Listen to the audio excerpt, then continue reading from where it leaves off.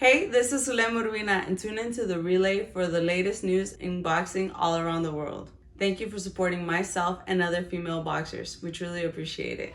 Welcome to the motherfucking relay. We're covering today's top boxing news. Ow! Okay, we'll start with this. What is our last look at the fighters? World champion Mary Spencer against the challenger in this instance, Mikaela Mayer, who's moving up from 147 up to 154. Quite novel to see Mikaela standing next to someone who's taller than she is. Somewhat longer? You don't often see that. Fighter being taller than Mikaela, somewhat longer than Mikaela. And what is Mikaela Mayer's bid to become a 3-division champion, not just 3-division, a 3-division unified champion, as there are now 2 additional titles added to the fight, which we've talked about.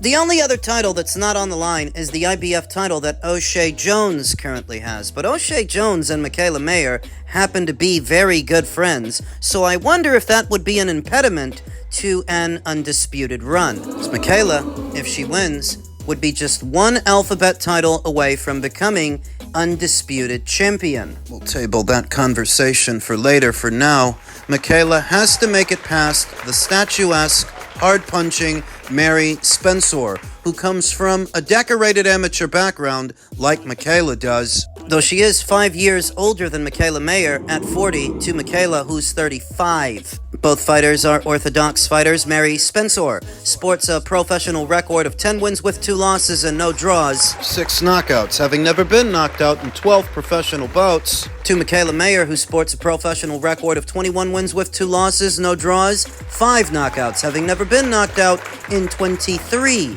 professional bouts. Give the edge in power to Mary Spencer. I think punch for punch, Mary packs a bigger, more devastating punch than Mikaela, so power would go to Mary, and everything else would go to Mikaela. Speed, agility, reflexes, timing, experience. Mikaela's been in there with the better fighters over the years. At 130, at 147. Mikaela has shown more adaptability in diversity against better fighters than the fighters that Mary has fought. Mikaela's seen more styles than Mary Spencer. Currently on a 2-fight winning streak, I feel that the 2 fights with Sandy Ryan were a great rehearsal for the fight that she's about to have with Mary Spencer, as Mary, like Sandy, has a mean streak, likes to crash the pocket, likes to go for big hooks, big punches. Mikaela's on a 2-fight winning streak. Mary is on a 3-fight winning streak after back-to-back losses to Femke Hermans. How was Femke able to beat her? From what I remember, it was timing and accuracy. Well-timed hooks, well-timed counters that caught Mary coming in. Mary has a penchant for coming forward, trying for big punches. Swings kind of wide. When she does that, there's a gap right there. You could put a punch in. Mikaela's a pretty good counter-puncher. I'd wager Mikaela's going to be the faster fighter of the 2. After a big upset, like this weekend's upset in Parker versus Wardley, it is kind of hard to stand on your square and stand by what you say. But this Thursday, I'm not expecting an upset. I expect Mikaela to win. I expect her to win a points decision.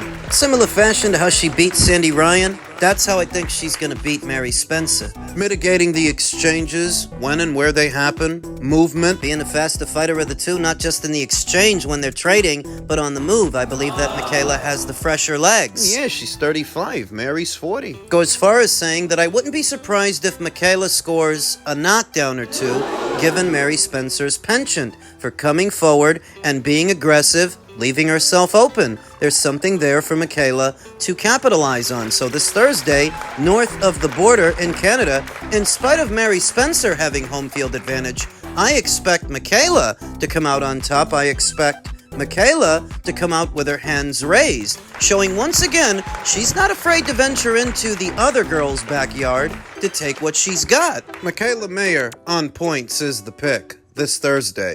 Elsewhere in the world of boxing, per Seconds Out Live, Manny Pacquiao has confirmed that negotiations have taken place for an exhibition fight with Vasily Lomachenko. Oh, wait a minute. I thought that Manny was back for legacy. I thought that Manny was back to become the world's oldest welterweight champion. It's a lot of bullshit. It was an excuse for Manny to come out of retirement and fight PBC scrubs like Mario Barrios and Rolly Romero. Up until Rolly got ordered to fight as mandatory, now he's out of the picture. If it really was Manny's aim to become the world's oldest welterweight champion, why not just run it back with Mario? It would afford you that same opportunity. Because it wasn't about Mario's fucking belt. It was just an excuse for Manny to come out of retirement, scrape a few bucks, and win a belt in the process. If it were really about a belt, he wouldn't be looking at doing an exhibition with Loma. Or a rematch with Floyd, lest we forget that news that broke yesterday.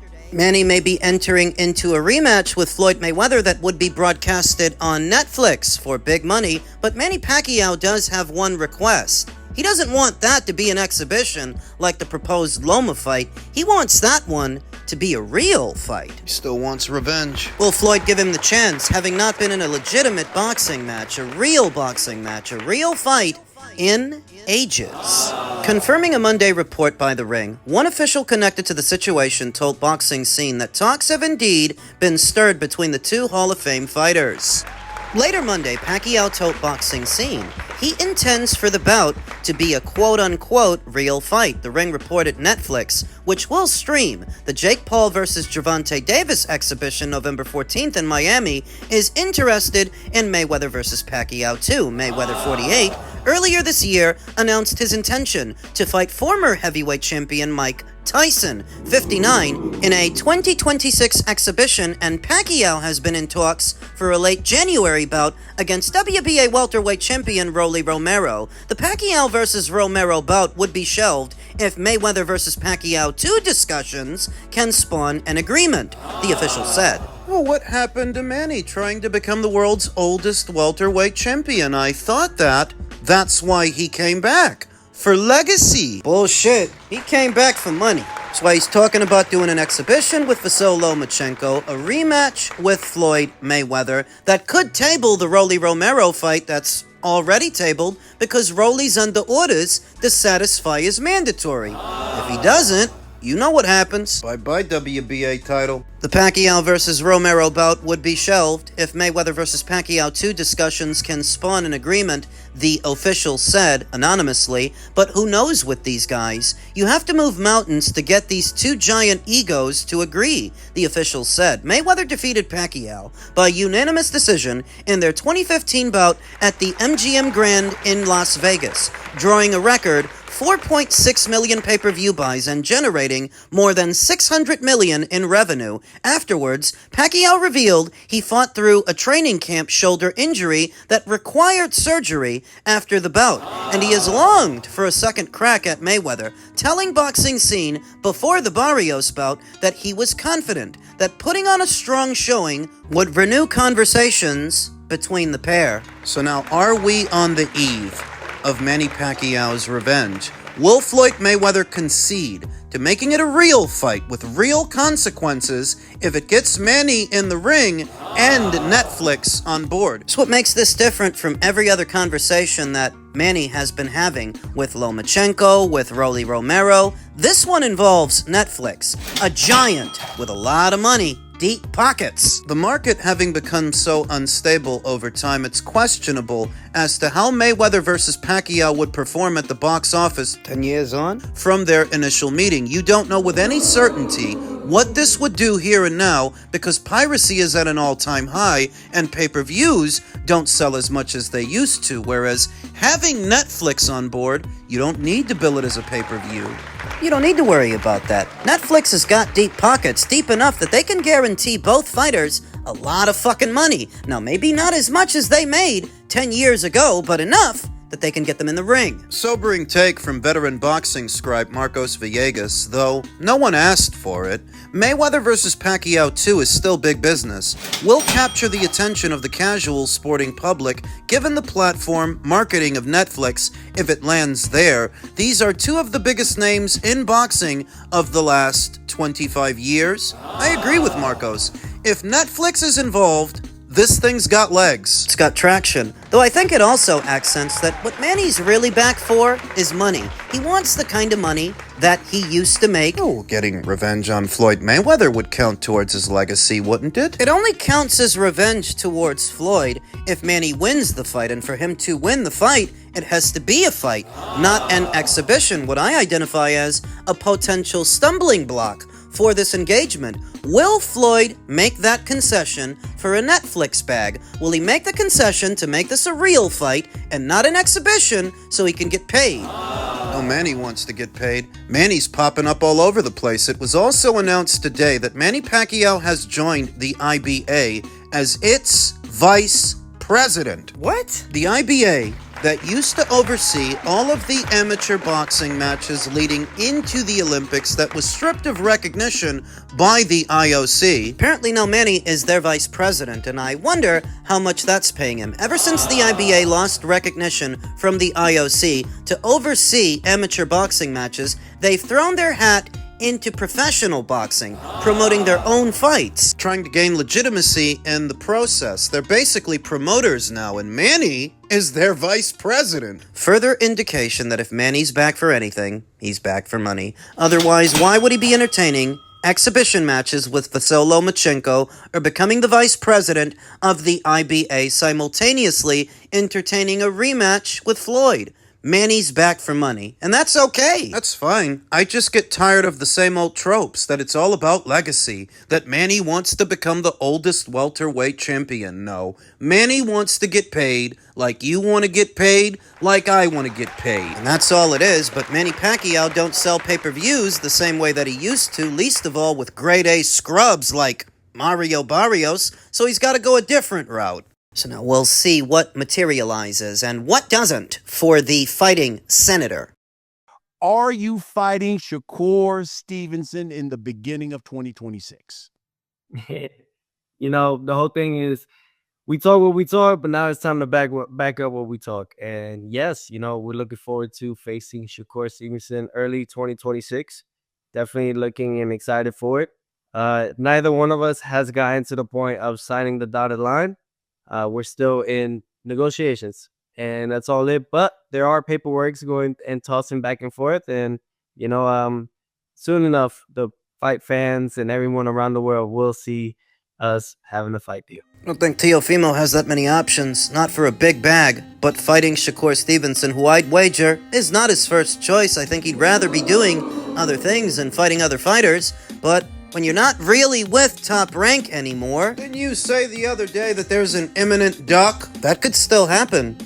Teofimo has plenty of time between now and the coming calendar year to screw things up for himself because that's what he's good at. Don't forget that it was Teofimo Lopez, not me, that suggested he might fight Manny Pacquiao in some kind of an exhibition. That was on his own social media. I didn't post that. Didn't pull it out of my ass. That was on his Instagram stories, which he then took down. I wonder why. Is it cause it's not a good look?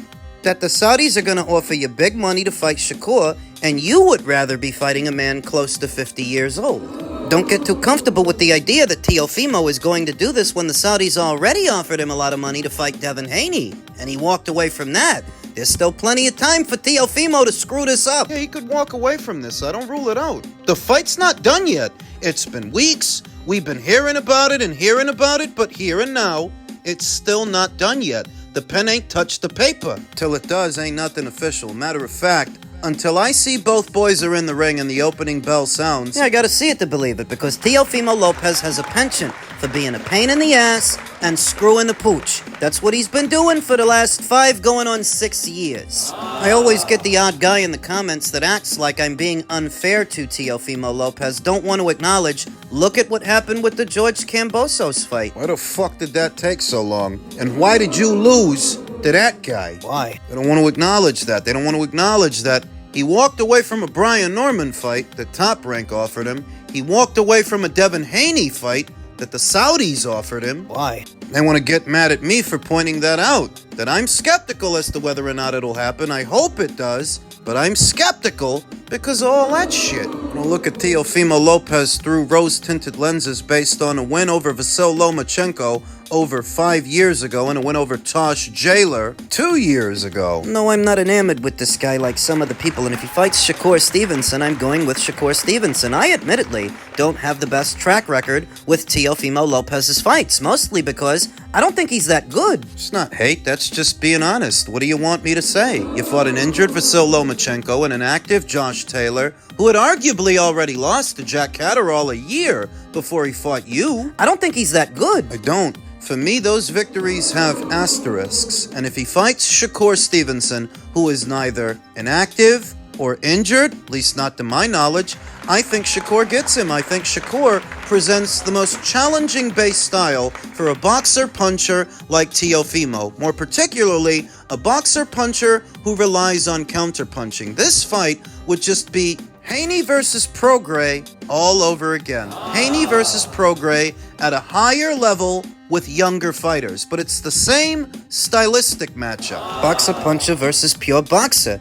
And historically, pure boxers give boxer punches fits. You saw it when Teofimo fought Sandor Martin. You saw it again when he fought Jermaine Ortiz. Movement gives this kid a lot of problems, and those guys, they ain't nowhere near as good as a Shakur Stevenson. Shakur Stevenson, who was able to work around the volume punching of William Zepeda. William, who throws a hell of a lot more punches per round than a Teofimo Lopez. He takes chances. Swings a lot of punches. He's a punching machine. Good display of Shakur Stevenson's defensive prowess that he was able to roll and counter, slip and counter, catch and counter, fight in the pocket, fight outside of the pocket against a guy who throws a lot more punches per round than Teofimo, where Teofimo, he looks for openings. Looks for counters, and those quiet moments while he's doing that, they're gonna kill him. They're gonna cost him, because if what you're relying on is for Shakur Stevenson to make a mistake, well,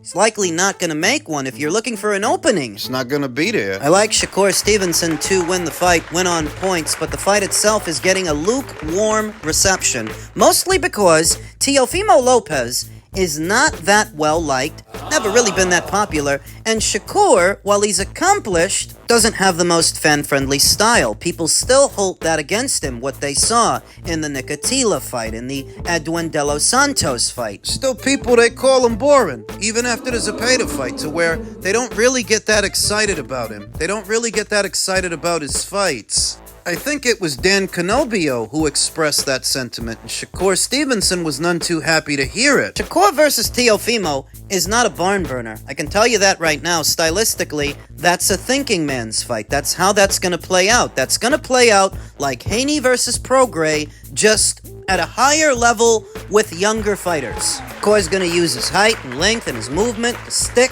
and move. Stick and move. Make Lopez come to you, and when he tries for a shot, make him reach for it. Make him hyperextend, then make him pay. Because Shakur, he is a little taller than Teofimo, and a little longer. Speed's about the same, but the feet are not. I would say that Shakur is more athletic than Teofimo. I would say that he's a more coordinated fighter than Teofimo, and I would say that he beats Teofimo. I like him to win. I hope they get it done. What do you think the holdup is? Money. It's usually money. Difficulty that negotiations face always comes down to the money. So we'll see if they get this one over the line. If and when they do, I've got Shakur. I've got Shakur on points.